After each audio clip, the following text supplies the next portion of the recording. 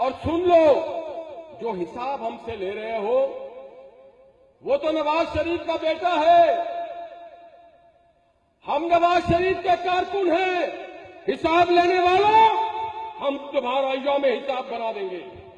जिन्होंने भी हिसाब लिया है और जो ले रहे हैं, कान खोल के सुन लो, हमने छोड़ना नहीं तुमको। आज हाजिर सर्दी दो, कल रिटायर हो जाओगे। तुम्हारे बच्चों के लिए, तुम्हारे खानदान के लिए पाकिस्तान की जमीन तंग कर देंगे हम। तुमने पाकिस्तान के बाज़मीन, बाक़िरदार नवाज शरीफ का जिंदा रहना तंग कर रहे हो। पाकिस्तानी कौम तुम्हें तंग कर देगी।